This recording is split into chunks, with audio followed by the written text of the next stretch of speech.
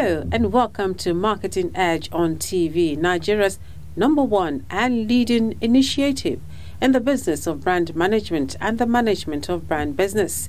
It is a 30-minute potpourri of brand news, branding focus and industry conversation, all put together to promote the brand idea. I am Dele Agadumo.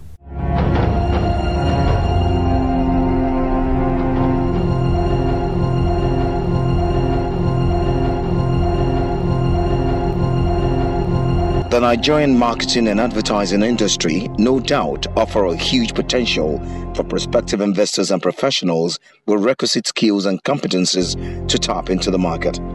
Marketing Edge on TV is a potpourri of happenings and developments in the integrated marketing and communication space of the Nigerian economy. Watch out for top players, gladiators and professionals in the competitive business of brand management and management of brand business in Nigeria. From the cerebral and glamorous advertising professionals to the well-groomed marketing whiz-kid dictating and directing brand management business. Watch Marketing Edge on TV, only on TVC News. Welcome to Brand News on Marketing Edge on TV. In movements and appointments, Media Fuse Denso Ages Network has elevated Igwe Okeke to the position of Managing Director of Karat Nigeria, one of its agencies. Igwe began his professional journey at Karat Nigeria in 2008 as a media manager, a position he held for 4 years before he was elevated to the position of senior media manager. In 2014, he rose to the position of associate media director of the Denso Ages Media Fuse Network before his current appointment. Ikechi Odigbo, president of the Association of Advertising Agencies of Nigeria, AAAN, has revealed that from 2019, Lagos Advertising and Ideas Festival (LAIF) will be opened to entries from other West African countries.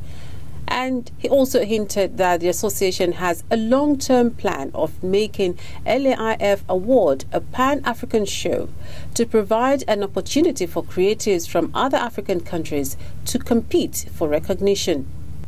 Daimler AG, makers of Mercedes-Benz, has handed over its global media duties to the Omnicom Media Group. The account is estimated to be worth up to $950 million. OMG will begin work from January 2019 for more than 40 markets worldwide. OMG will also be responsible for all Daimler brands, including Mercedes-Benz cars, Mercedes-Benz vans, Daimler trucks, Daimler buses, Daimler financial services. In anticipation of the commencement of the 2019 general elections, the Group Managing Director of SO1U Group, Mr. Ujeme Ufot MFR, has called on his colleagues in the marketing communication industry to adhere to the rules of engagement applicable to the development and deployment of political communications. He made the admonition at the recently held Forum on Political Communication organized by the Advertising Practitioners Council of Nigeria, where he charged agencies handling campaign communications to be fair and truthful enough to aid democratic choice by the electorate and steer clear of any traits that could precipitate violent conflicts. And that's it on Brand News for this week on Marketing Edge on TV.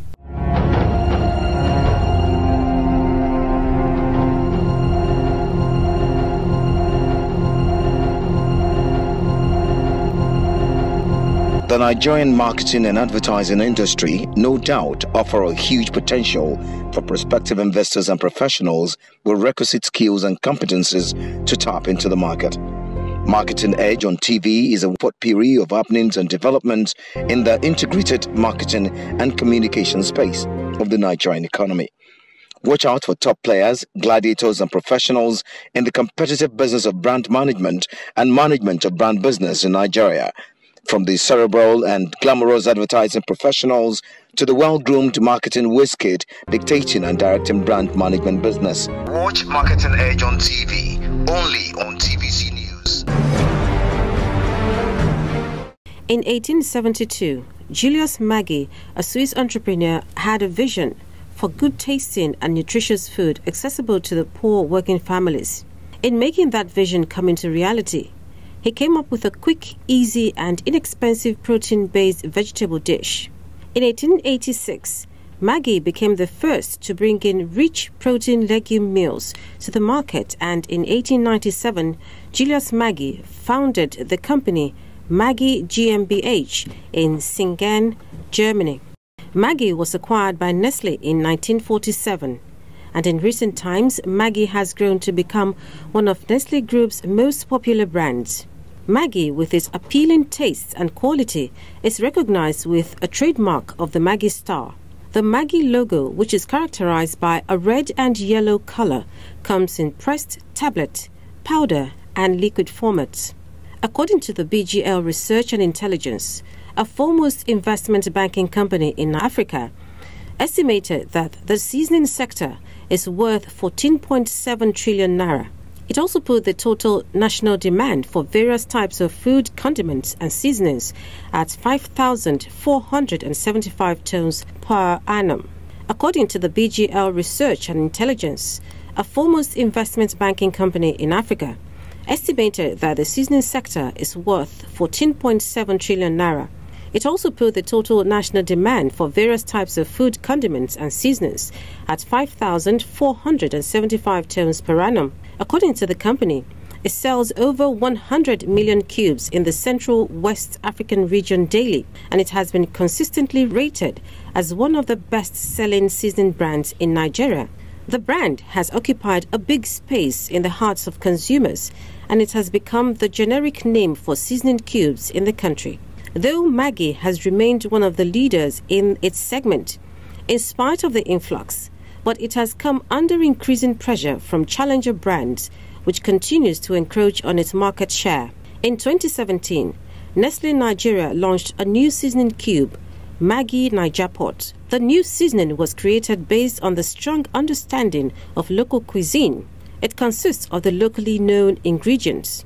As part of its commitment towards 2020, the iconic Maggi brand is on a mission to support home cooks with healthier and tastier choices by simplifying ingredients lists, reducing salt, and increasing micronutrient fortification. Over the years, Maggi has been a strong brand and created value for stakeholders across its value chain. The brand has created thousands of jobs, empowered thousands of farmers, and fed families in their millions. Soybeans used in Maggi production are locally sourced from Nigerian farmers to the tune of 9,660 tons.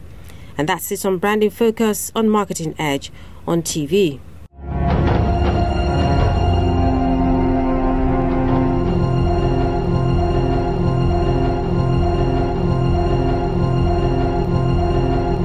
The Nigerian marketing and advertising industry, no doubt, offer a huge potential for prospective investors and professionals with requisite skills and competencies to tap into the market. Marketing Edge on TV is a potpourri of happenings and developments in the integrated marketing and communication space of the Nigerian economy. Watch out for top players, gladiators, and professionals in the competitive business of brand management and management of brand business in Nigeria. From the cerebral and glamorous advertising professionals to the well-groomed marketing wizkid dictating and directing brand management business. Watch Marketing Edge on TV, only on TVC News. It's industry conversation on Marketing Edge on TV, and I have Bolaji Okusaga back in the studio this week, and we are discussing political PR management, the issues and the non-issues. Bolaji Okusaga is the managing consultant, Precise Reputation Design.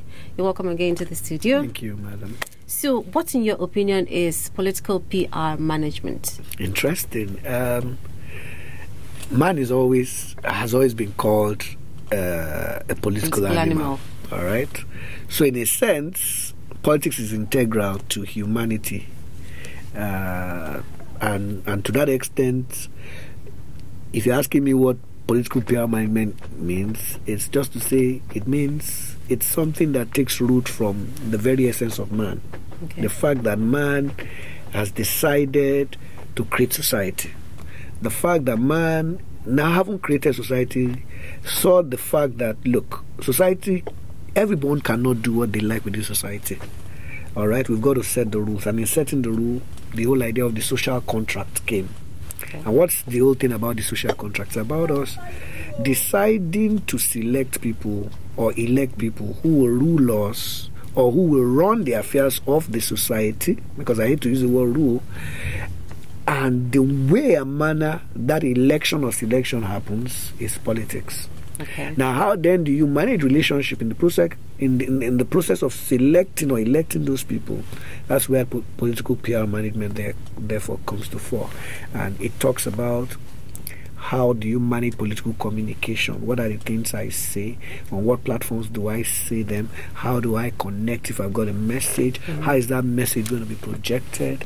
And then how do I get the needed buy-in and connection? And then from the connection to conversion, that then, rewards me with election or selection, as the case may be. Okay. That is the whole, fundamental of political PR management. Okay, how do you think that has fared in Nigeria? Because I remember on one edition of Marketing Edge on TV, we were talking about political advertising, and some of our guests said the issue we have with a lot of politicians is the fact that most of them do not have programs, and those who have programs do not know how to communicate those programs to the electorate. So how do you think it has fared in Nigeria? It's still in its fledgling state. Okay. One would have expected that about 58 years or over 58 years after independence, we should have been attaining some level of maturation, but that hasn't really happened. Largely because in those 58 years or thereabouts, more than 20 years was spent under a military administration, where the rhetoric was that of martial rhetoric, and not a rhetoric driven for cohesion and coercion, as opposed to a rhetoric driven towards persuasion and some kind of connection, as you will find under the democratic order.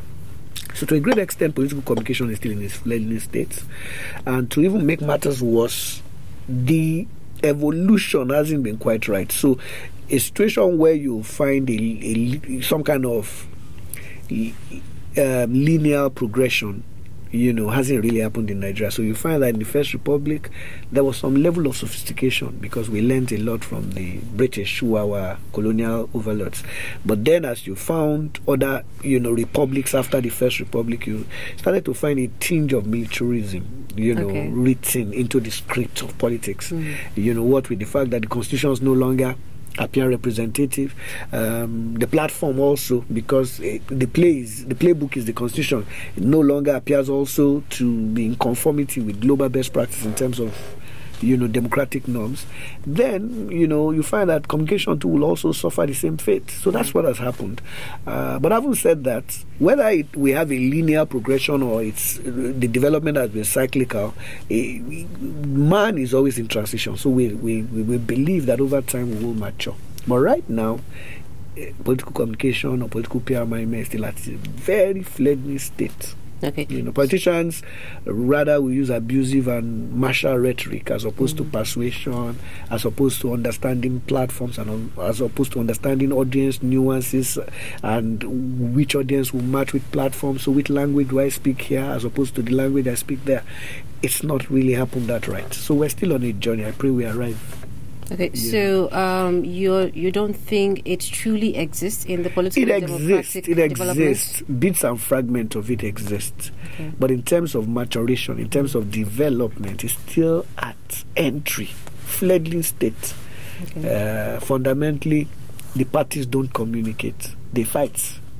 Fighting isn't communication. You see spokesmen of presidential candidates actually almost having fist-cuffs, where they're supposed to be persuading and be showing good character, in order to get the needed audience connection.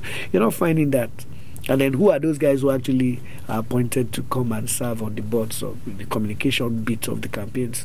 They're not people, they're doctors, lawyers, and people who probably don't, haven't been schooled in, the art and science of managing relationships, which is fundamental to understanding the nuance of the game. So that's been the problem. But I think we're evolving. Okay, so the fact that people have not been schooled to understand the fundamentals, that's one of the issues. What are the other issues? The other issue is the fact that you also have a society where the social contract isn't quite clear. So what are my expectations from government? So how do I demand it? For instance, do you even know your local government chairman to start with? And do you even know what his role is and what resources he has access to? So do we have those kind of conversations or discussions on an ongoing basis where we then need to set up a political PR platform to enable those kind of conversations? It's not happening. Do you even have polls and rating agencies that are looking at job approvals? So if your governor isn't doing too well, is there a platform to understand his job approval rating? Yeah? Is there an ombudsman that people can gather together and form citizens group based on a recurrence of a trend which is unpalatable, and have that happen on an ongoing basis, regardless of the locality or the nature? And then cultural issues also. How are we, from a cultural perspective, configured? Are we configured for monarchy or are we configured for democracy? So if we're configured for monarchy, there will be that monarchical sense around the democracy, and that's where you find demigods all over the place masquerading as Democrats who don't need to communicate to you to win elections. But if they don't need to communicate or change their bad habits and adopt new habits and actually tell, then how far will political communication go? So those are some of those challenges, on the path to it. But needless to say that what we have found going into the 2019 election season is starting to tell us that there's some transition. And the way transitions happen, they don't become mainstream immediately. So don't think there is a fluke. It's not a fluke. It's a trend. It will get stronger and stronger as you go along. It's the whole idea of young people saying, we too want to be involved, so not too young to run. Crap, forget about this whole age thing. We also want to have a seat at the table. Then you young presidential candidates saying, we too can run Nigeria. It's starting a trend. And as that trend becomes mainstream, you will find that political culture will change, and then the need for political communication will become mainstream as well. All right, you'll find a whole lot of them now address people on Facebook Live, and all the kind of messaging platforms that people never deployed in times past. But needless to also state that in spite of that, this trend are not happening at a decent pace yet, but they're coming through gradually. So let's see how things pan out. Let's talk a bit about our media relations and PR practitioners when it comes to taking care of the political gladiators. Do you think they are actually doing a good job? Again, a whole lot will depend on even their principals' understanding of the role of the guys they hire, and how much independence they have to do their job. So because I don't always want to dump it at the doorstep of those managing those guys, because if I were unfortunate to be managing a tyrannical governor, how far can I go? If I suggest something to him and doesn't want to adopt it, the buck stops on his table. What can you do? A situation where Buhari was only able to do one media chat in 4 years tells you a lot. And a whole lot went wrong in that media chat. That shows to the world that, look, are we making progress here? And then the next thing, the reaction to that was not to improve, but to stop entirely. It tells you the way the principals react to anything they perceive as negative within that sphere. Even to get people on the table to actually hold the debate now is a big problem. So and why is that happening? Because people don't see the role of communication in the outcome. They think from an oligarchic sense that you buy everything. You don't have to persuade to win. You buy. And where that kind of a mentality is prevalent or dominant, you tend to have communication actually take the backstage. Or become a nominal activity in the whole endeavor. Unlike in advanced democracies where persuasion is what will get you there, because people aren't hungry, so people won't take stomach infrastructure before they vote for you. You would have to actually convince them. And how do you convince them? By persuading them. And how do you persuade them? By understanding where they are and going to them there. So that talks about platform.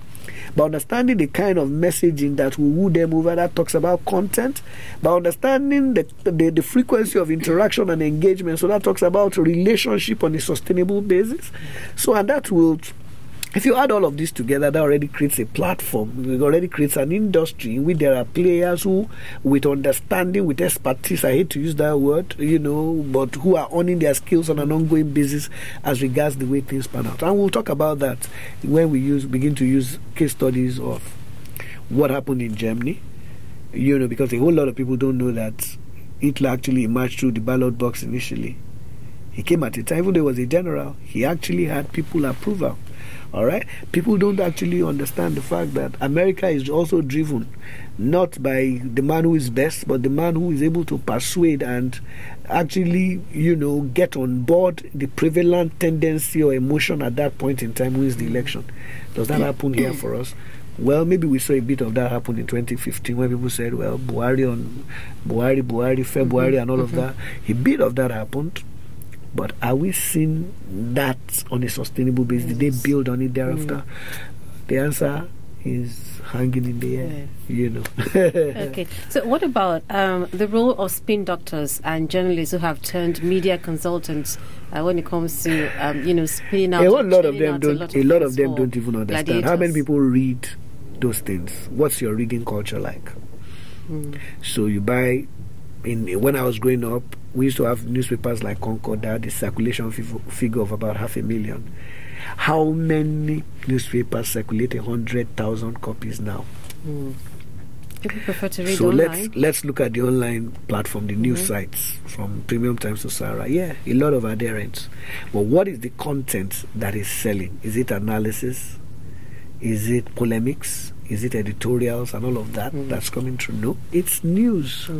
Very soft news. So you hear that one senator, is sleeping with a woman. People will go there, it will trend. Or, a political gladiator hid on a tree to avoid being arrested, it will trend. So people are soft-minded. People just want very easy news, things they can actually have a hang of and just move on with their life. So even if you hire the most experienced journalist, how far would that go if he doesn't understand the human experience? That's why we're saying that even though this is a value chain, onion is still onion, lettuce is still lettuce, carrot is still carrots, and cream is still cream, even though everything mixes together from the salad. But I don't get a sense that we're taking that route. So the guys who call themselves spin doctor, what kind of rhetoric do they use? Are those rhetoric in themselves not put-offs rather than value-adding for their candidates? Are they selling anything precisely?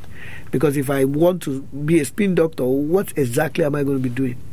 All right, so we need to address our minds to that. And that's why a state governor who is facing a battle will come on, will address a press conference, and from that point on, his fate is sealed.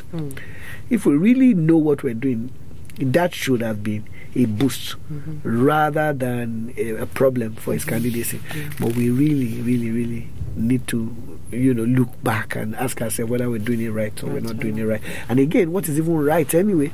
In this era where there's convergence, where to even know who the journalist is and who the PR person is becoming very, very interesting.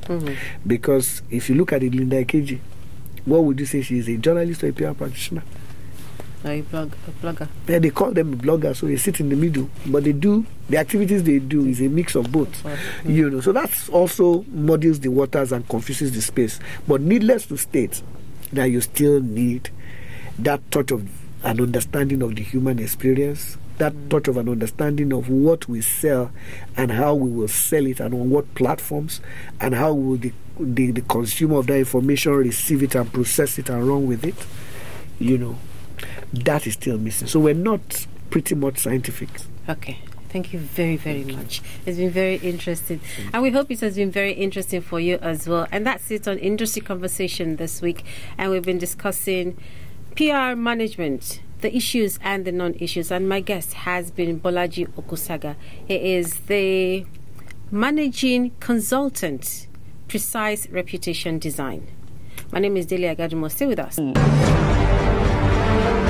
Well, that's been our package this week on Marketing Edge on TV. Be sure to join us same time next week when we bring you more concerning industry conversation, the brand news, and of course, our brand in focus. Thank you for watching.